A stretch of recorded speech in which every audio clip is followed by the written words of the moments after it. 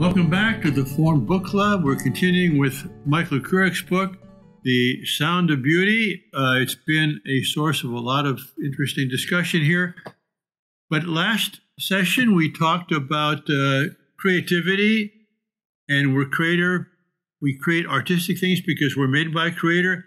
And I referred to Tolkien and certainly Joseph Pearce now, our English literature scholar here and savant, is going to quote for us part of that passage. Yeah, basically Tolkien wrote a very long poem, not very long, but several pages long, probably about 100, 150 or so lines, called Mythopoia, so the making of stories, basically. And a lot of it's about creativity. But this is the part I think that we've ascertained Father Fezio is referring to. The heart of man is not compound of lies, but draws some wisdom from the only wise, and still recalls him, though now long estranged. Man is not wholly lost, nor wholly changed. Disgraced he may be, yet is not dethroned, and keeps the rags of lordship once he owned. His well dominion by creative act, not his to worship the great artifact. Man, sub-creator, the refracted light, through whom is splintered from a single white to many hues and endlessly combined in living shapes that move from mind to mind. Though all the crannies of the world we filled with elves and goblins, though we dared to build gods and their houses out of dark and light, and sow the seeds of dragons, 'twas our right. Used or misused, the right has not decayed. We make still by the law in which we're made. Isn't that beautiful? It's absolutely beautiful, yeah. I mean, and it's genial. The work of a genius. Yes. Yeah. It encapsulates the whole philosophy of myth making. I love it. So we are going to carry on with chapter 8, I believe. That's where we reconvene, yeah. What the Vatican II documents and other church documents on music really say. And I have just several pages I want to comment on here. My first one is on page 156. So, but Joseph or Vivian, do you have something before that? Or that more trumps me. Well, on 153, I just like the way he sets up the importance of our understanding what these documents really say. Down there toward the end of the page, he says, if our parishes and priests would revisit these documents, as we will do here, they might well conclude that many of our parishes have drifted far from both the spirit and the letter of these directives. Amen. That's right. And I think it's important to reiterate, and it was mentioned in a certain sense by today's first reading from Galatians, where Paul says, if anyone comes to preach another gospel than what I've taught you, even if I'm the one, let him be anathema. That is to say, in the Catholic Church, we have this foundational truths, the deposit of faith that comes from Jesus himself and his chosen apostles and evangelists. And through the years, the magisterium has always commented on those or explicated those, so that whatever we get that's new in the church and new documents, we always have to read in continuity with what's gone before, because we can never have something which opposes or contradicts what has gone before in terms of fundamental truths. And even in the church's discipline and musical tradition, we have to see a continuity there. So I think it's important that we do read these documents and any new ideas or documents in the light of the old documents. On page 156, paragraph at the bottom, he asks the questions, how, practically speaking, do we go about introducing chant in our parishes? And then on page 157 in the middle, he says, in my experience as a music educator, it is easier for the non-musical reader to learn than is modern musical notation, that is chant and chant notation. And I've experienced this, you also, Joseph, and you, Vivian, because years and years ago here in San Francisco, I began to introduce the Kyrie and the Sanctus and the Agnus Dei at Mass.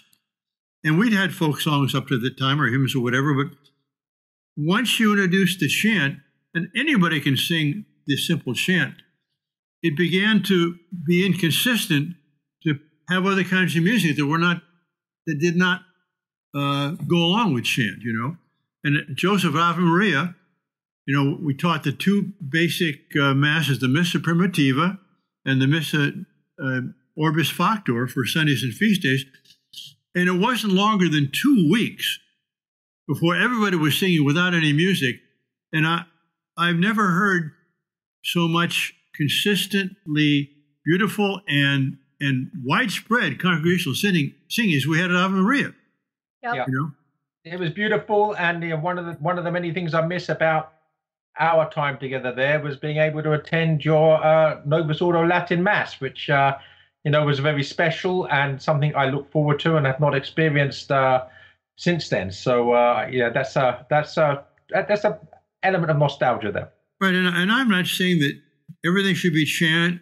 Chant should replace all other things, but the Church's consistent teaching has been that music should be sacred, and it should be consistent with the spirit of chant.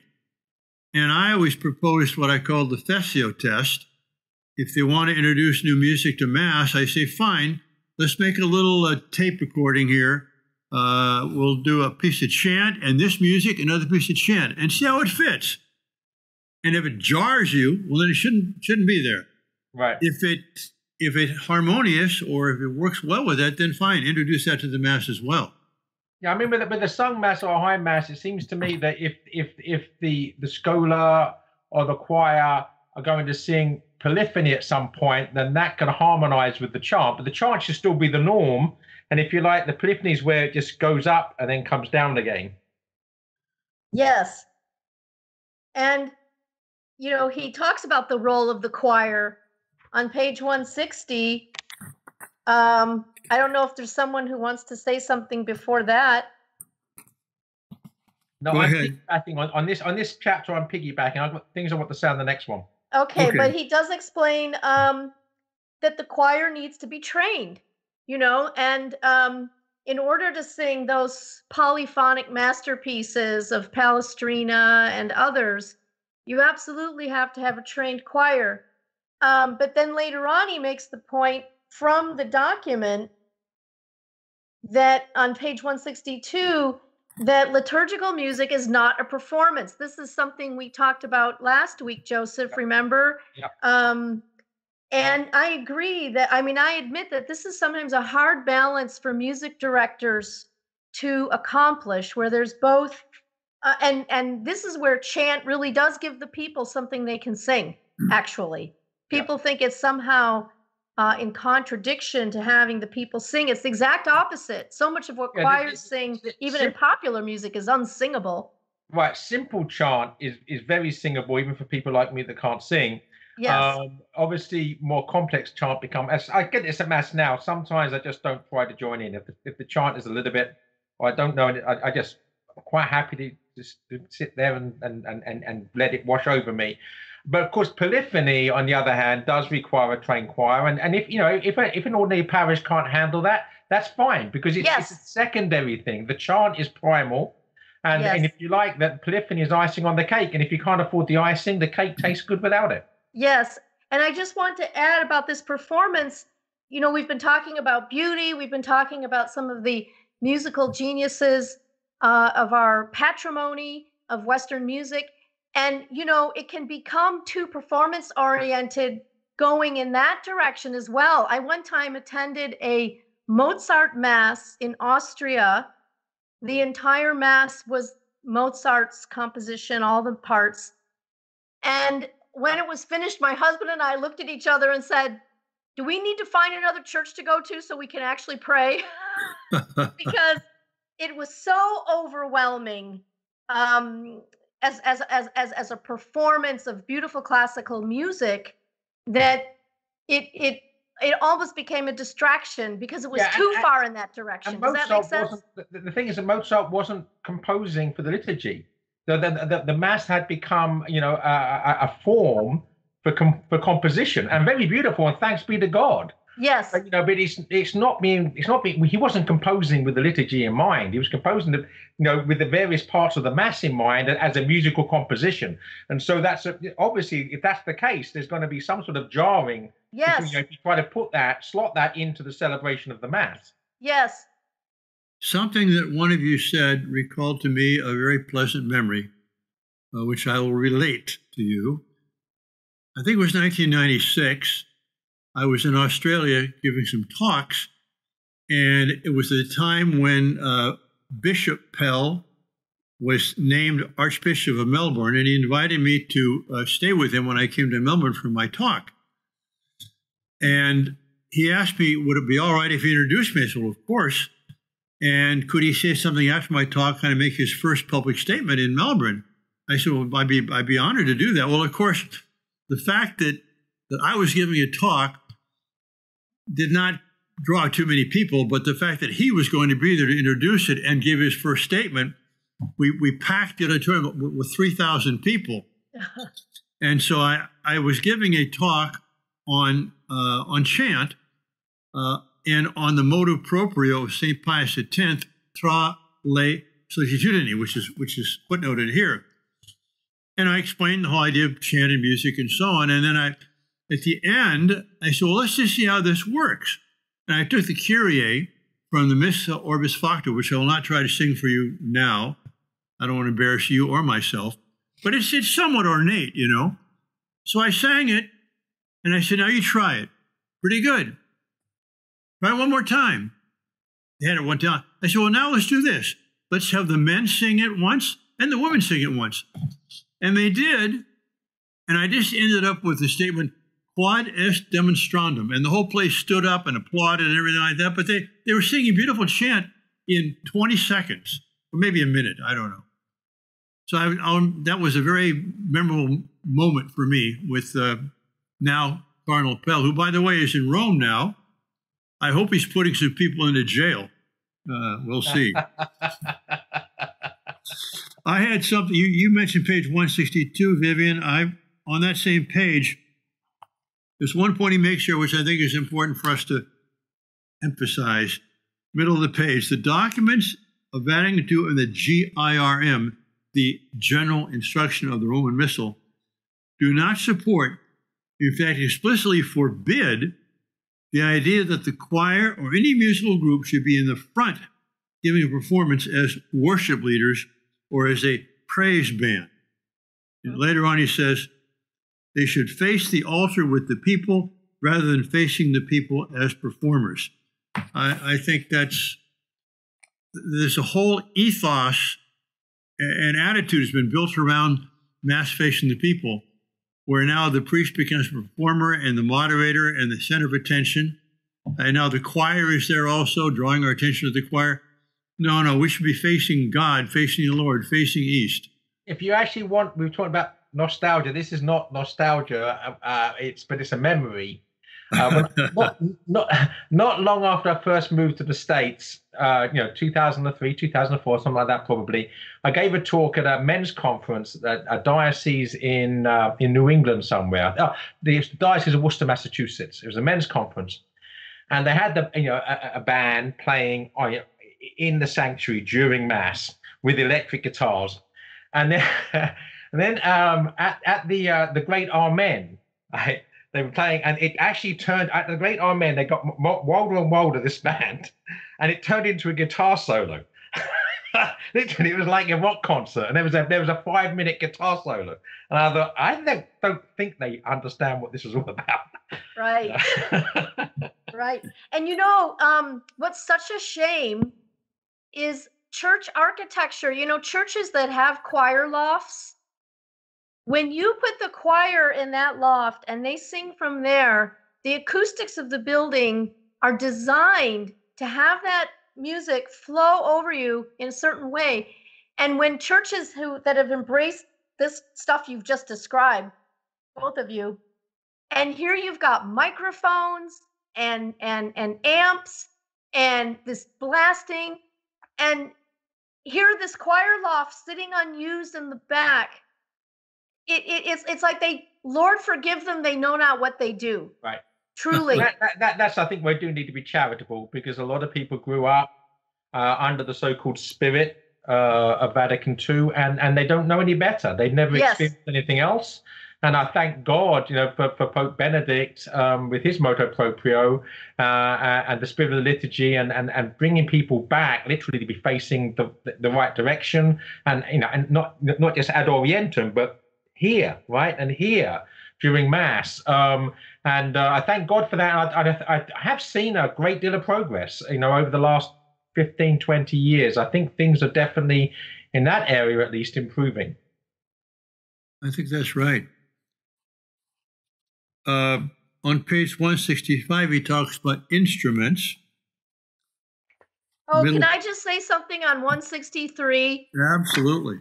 In the middle of the page, please do not clap at Mass. Oh, yeah.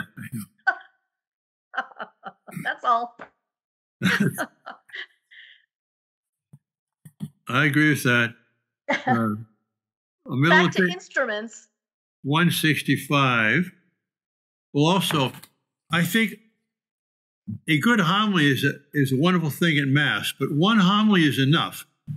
We don't need a homily at the beginning, and a homily in the middle, and a homily at the end, where we thank everybody who's ever been in the building. Let's just have Mass and have a homily. Oh well. I sometimes say, that when you're at a bad Mass, when the only Latin is ad lib.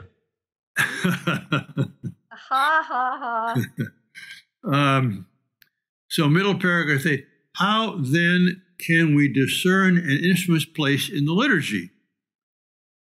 Skip a few lines. One might deduce that suitability also requires that the instruments brought in ought to sound compatible, playing either along with the organ or just before or after the organ is heard.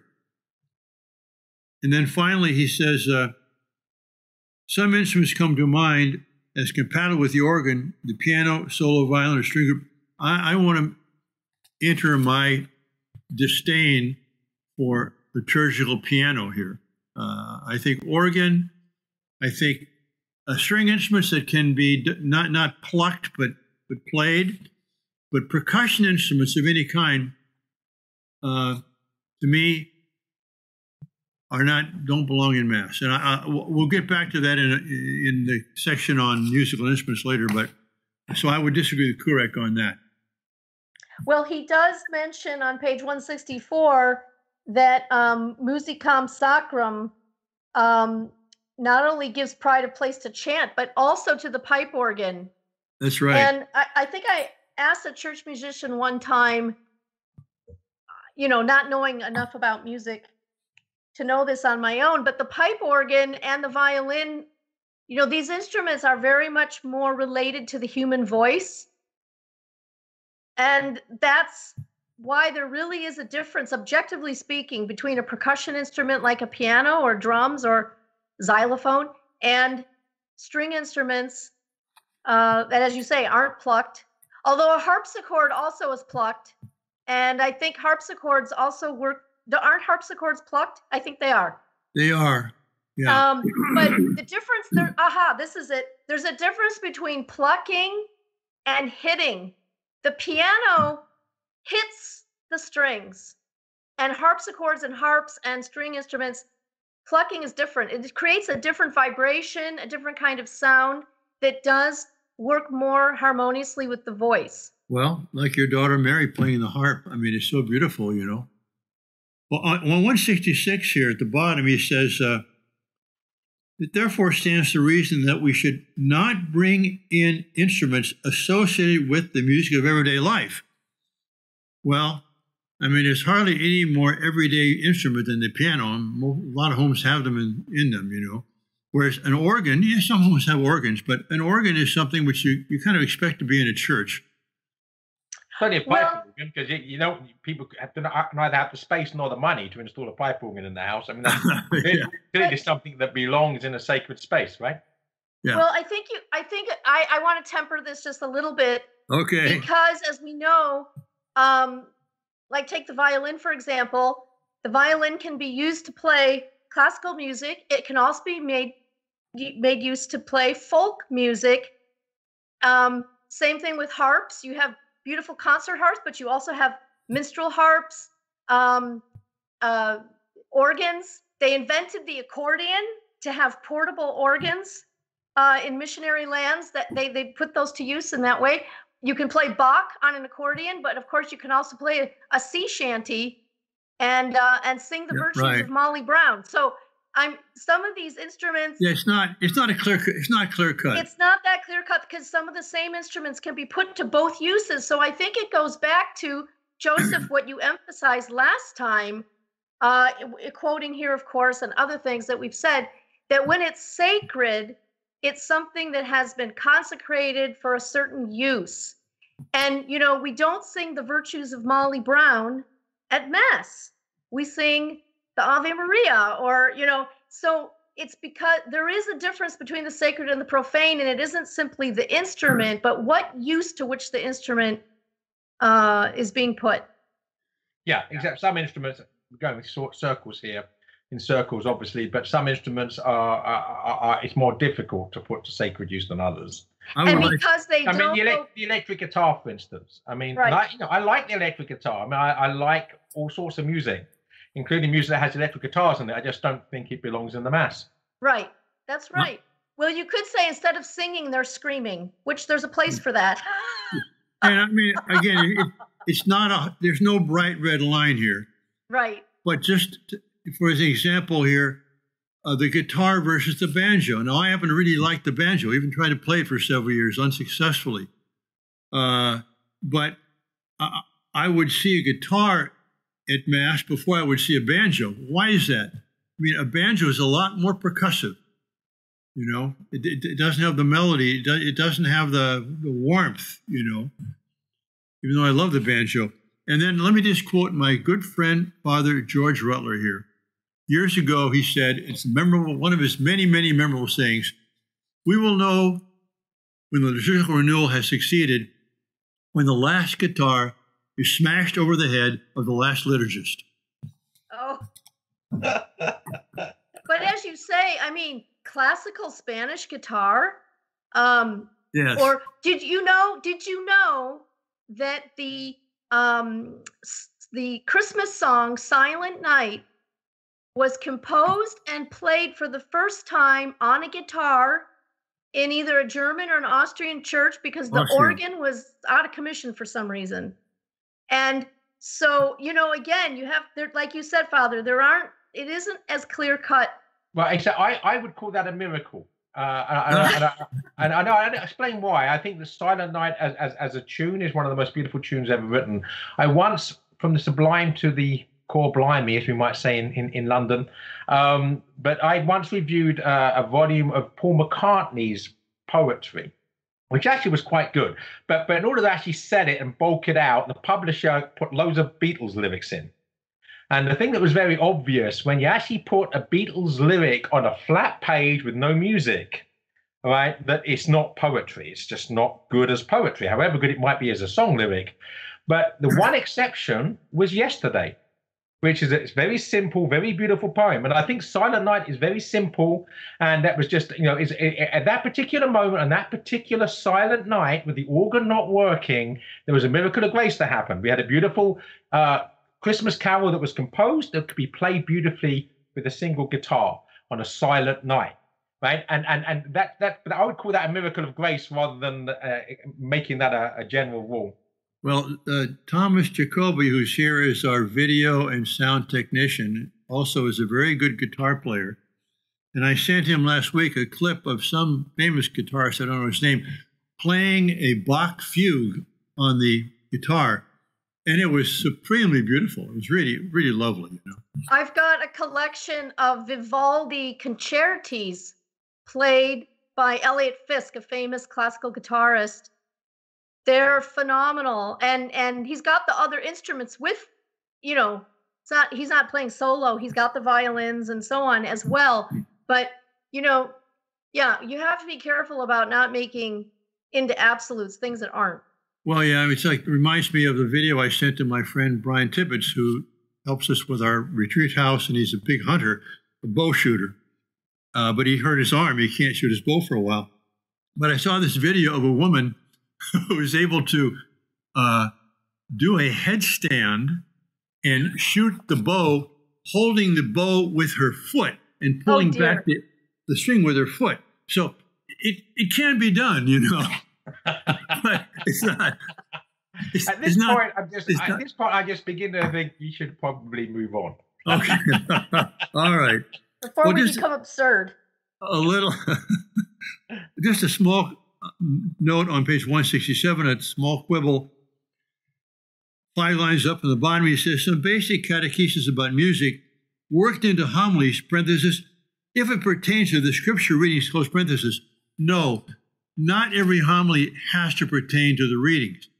The homily can be on the text of the Mass, on the music of the Mass, on the feast day it is, on the saint. So it's good to interpret scripture. And most homilies, most of the time, should do that. But that's one of those rigid rules that were imposed after the Spirit of Vatican II, which I think have made it impossible to give homilies on some things which should be spoken about, including music. Maybe you can enlighten me then, Father, because someone told me once, and I just presumed it was true because whoever told me I trusted.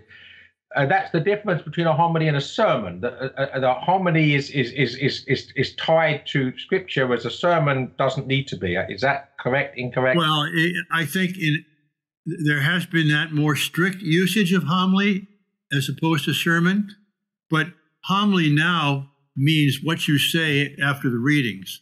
Okay. You know what I mean? I mean, it's got that broader use.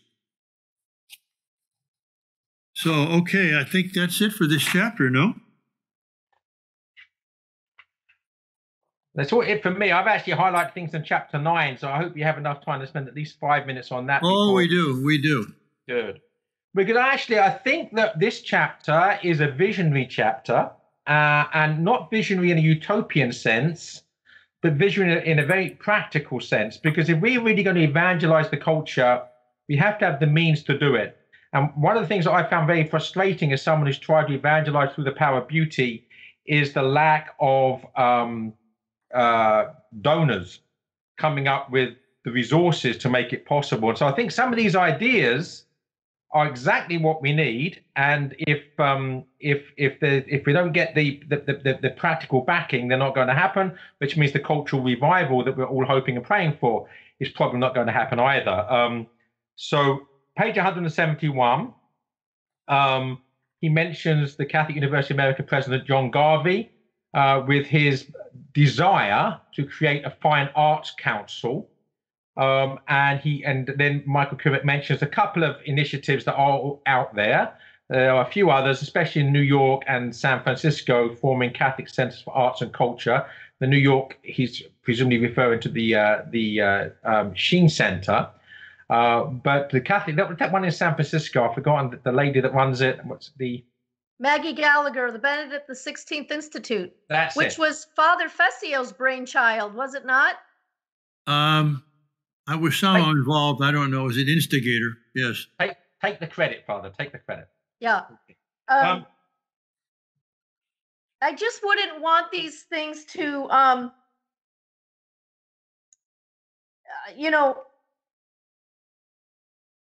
would want to see more Catholic with a small c. Obviously, when we're talking about things for the use at worship, but, I'm pretty harsh when it comes to a lot of things that get promoted as Catholic art or Catholic film or Catholic. Sometimes. Well, let's put it this way. 20 years ago, the only player as regards Catholic fiction was Michael D. O'Brien. There's no one else around, right? Now there are several more good writers, loads of good Catholic poets out there now, but nobody publishes poetry. Things are beginning to happen, but a Catholic culture has to be not just we only publish the masterpieces, right? We don't publish junk, obviously, and it goes without saying. But the point is, everything does not have to be, haute couture. It doesn't have to be high culture. we have to have a popular culture. So, I mean, when Father mentioned, for instance, about Monsignor George Rutler's about the liturgical renewal will be completed when the last guitar is smashed over the last liturgist's head. I'm reminded of a book that's written by Lorraine Murray called Death of a Liturgist, which is not high literature, but it's a good readable detective story which lampoons and satirizes the modern liturgists. And what I loved about it is this liturgist was ruining the mass so much that while he was alive, death of liturgist, he's going to die and you want him to. And you just, you're already waiting for the murderer to come along and you almost want to be the murderer yourself. I mean, it's satire, it's fun, it's whimsical. Is it high culture? Is it, is it a masterpiece of literature? No. A culture has to, have the whole. I've just almost finished reading a Dean Koontz novel for the first time ever. And it's not great literature. I mean, he's a good storyteller. And insofar as there's a morality in it, it's good, solid, basically Catholic morality. But it's not high literature. It's very popular because he's a good storyteller. So, I think that we don't want preachy stuff. I agree, but nor do we want to be supercilious unless something is of the caliber of Evelyn Waugh or Mozart. Right, because you're only going to get a couple of those in every generation. And they only actually come along anyway if they're swimming in a culture that exists. So you have to have a sort of mediocre culture that these geniuses are swimming in. Otherwise, they just have a desert and there's nobody. Right? All right. Any other comments? No, I think I've made my point there. But I would just say that those that have the book, make sure you read chapter 9 because I think he's coming up with practical solutions. And if you have a meeting.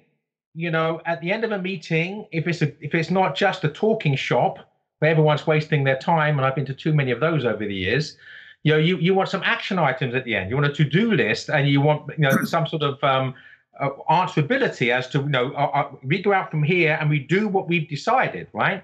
And he set all these beautiful principles here, and he said, look, how can we make these principles manifest? So right. I think chapter 9 is the action items, and I think it's important that we bear those in mind. And it is true that there would have been no Michelangelos or Schuberts or anybody else if they did not have benefactors. I mean, they exactly. In fact, poor Schubert, in the shadow of Beethoven, if he hadn't had that little Friends of Schubert committee that paid off his debts regularly, the poor man probably wouldn't have composed anything. Well, if there is a billionaire out there listening amongst the multitudes to this Form Book Club, I would just say that if just 10% of the money that wealthy Catholics have spent on buildings was actually spent on rebuilding culture, we'd have a much healthier culture in which we live in now, which would transform the politics and everything else. So if that person's out there, then you think about being a benefactor for the Catholic arts. All right. I have a few brief comments to make on Appendix B, which is the Musicam Sacram there. Page 185, just as another small quibble with the document itself, actually. On number 4B at the bottom, it talks about other approved instruments, and sacred popular music. I think sacred popular music is somewhat of an oxymoron. I want to note there on footnote 2 that this document refers to this Tre Le Sollicitudine of St. Pius X. That's a very important document written in 1903. I want to go to page 180. Can I ask something? Sure, go ahead. St. Pius X, is that idea of sacred popular music from his document, or is that something that was put in Musicam Sacram? Do you know? That's Musicam Sacram. That's from the document itself. But the point is they put the footnote after that subclause, which makes it sound as if this has St. Pius X's blessing. No, that's a different footnote. That's Instruction of the Sacred Congregation of Rites of 1958. Oh, I beg your pardon. Okay, yeah, you're right. And could there be also a translation issue? Yeah. I mean, popular meaning folk of the people, in other words, are they talking about not popular like top 40 on your morning radio station, but popular meaning more like Silent Night? Silent Night came out of a folk thing, but, you know. I think the danger is there that Silent Night, like yesterday, is an exception that actually, you know, proves the rule. That generally speaking, pop music is not going to be good in the liturgy. If we're going to define Silent Night as pop music, then no, I was doing the opposite. I was saying the problem is the way we use that word to mean pop. You know, popular shortened to pop music, we think is the top 40 on the radio station. But there's lots of music written by more ordinary people that they could be talking about, not pop as a musical genre. But anyway, I would be curious to know what the Latin really says. German would be folkish. Right. Right. That's why I used the word folk. That's with an F, theirs with a V, pronounced the same.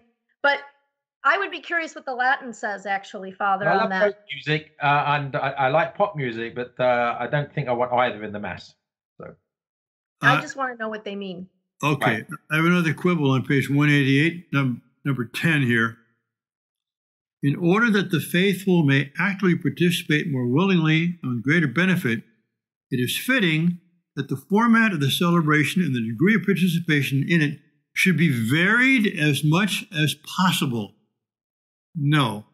Now, when it says according to the solemnity of the day and the nature of the congregation present, okay, I understand there's different degrees of the Mass. When it's a solemn Mass, it's a feast day order, but even at Ave Maria, we had a wonderful director there, but he wanted to have the hymns for every Sunday be modeled on the proper, the introit, you know, a particular theme there. Well, no. People want to come to church and be able to sing something they already know. You know, you add a few new things once in a while, or for the choir to sing something which is once, you know, you sing it once and that's it. But Sunday after Sunday, there should be a repertoire of things which people feel comfortable singing. Just like you do, well, they used to do anyway, at sing-alongs. You know, you go to sing-along, and it's the same 20 or 30 songs that people sing the first line to, you know, unless you got a handout, a fake book or something. Anyway, that's one little quibble. Well, yeah, it should be, the whole idea should be varied as much as possible. I mean, what does that mean? Does it mean that we're bored and we've got to be kept interested? We need novelty? You know, not comfortable with that wording. And then very important here on page 194, this is a kind of a hierarchy that's been pretty continuous in the church for modern times at least. We're used to the so-called sandwich Mass, where you have entrance hymn, offertory hymn, communion hymn, and it's gathering, offertory, communion, scattering, recessional hymn. But none of those four hymns are required, and none of them are given the highest priority, because that's singing at Mass. The most important way to start and to have centrality is to be singing the Mass. And here the church gives her hierarchy of three different levels. It says, page number 28 on page 194, these degrees are so arranged that the first may be used even by itself, but the second and third, wholly or partially, may never be used except with the first. And I want to register a slight discrepancy between my own practice and what they do here, because for the first degree, entrance rites, greeting the priest together, the people, the prayer, the acclamations of the gospel, the preface, which is dialogue, and so on. And then the second degree, and once you've done all that, you want to add some more. The second degree is the Kyrie, Gloria, Agnus Dei, and so on. And I do something different. First of all, we normally have the divine office with Mass, so that takes place of the entrance hymn. But I think at every Mass we should sing, at least we do it here, we sing the Kyrie, Sanctus, Agnus Dei, because those are there at every Mass, and people can all sing them. It's a little unusual to sing the prayers. I mean, we do it, but for solemnity, yes, but for an ordinary Mass, I would switch the order here. I would sing the Kyrie, Gloria, and Agnus Dei first. And then one other thing I was going to say about that was what? And then I try, because at the Liturgy of the Word, the heart of that, the core of that is the gospel. And so I think the gospel acclamation could be sung as a way of emphasizing, now comes the gospel, the center of the Liturgy of the Word. Liturgy of the Eucharist, I think that beautiful invitation of the people, triple invitation, and the preface, which changes, from Mass to Mass, can be sung as a front bookend for the Eucharistic prayer. And then the acclamation after the consecration sung, and then the great Amen at the end sung. Those three things kind of punctuate and surround and lift up what is a central part of the second part of the Mass. So that's my own practice. If I could add to that, because I have fond memories of the way that you do Mass from when we were together at Ave Maria, but with hymns. And, we now go as a default Mass to the traditional Mass, the extraordinary form. And so we don't have hymns. We have choir and everything else. It's beautiful, but we don't have hymns. Now, I miss hymns. But I do remember that there's two things I want to say about it. I do remember, in the days when we went to the Novus Ordo as a default, that the Mass would be good or bad, your experience of it, depending on the hymns. I mean, if you had really awful hymns that were being chosen, it would make it difficult for you to concentrate on the sacrifice. If you have beautiful traditional hymns, then, you felt better. So again, this is a variant which is not actually connected to the corpus of the liturgy itself, which is a problem. And the other thing I want to say is the way we get around it here is that we use every evening the Adoremus hymnal, and as part of our daily prayers, we begin with a hymn from that appropriate for the day, and then we end with the Marian antiphon. So the point is we use that, and the 3 copies we have are all falling apart. So maybe I'll be begging someone there to send us some replacements at some point. But that's the way you can do it. For instance, you can sing these hymns, these beautiful Catholic hymns, at home, as part of your evening prayers. Very good. I got one more comment, a brief one on page 203, very top. There is nothing to prevent different parts in one and the same celebration being sung in different languages. And it's true, we have Hebrew, Alleluia and Amen, Greek, Kyrie eleison, Latin, Agnus Dei, and English. It's beautiful. So I think we've exhausted this book and each other and any possible listeners and viewers. But next week, we'll be here with the author, Michael Kurek, to have a discussion with him. And following that, we will start with a short primer or a short primer for Unsettled Laymen by Hans Urs and Balthasar. I'm not sure what we're going to be reading from that, but you start the first few small chapters and we'll give you more precise details on that next week. Any final comments, Joseph, Vivian? No. All right. Thanks, everyone, for listening or watching. God bless you. See you next time.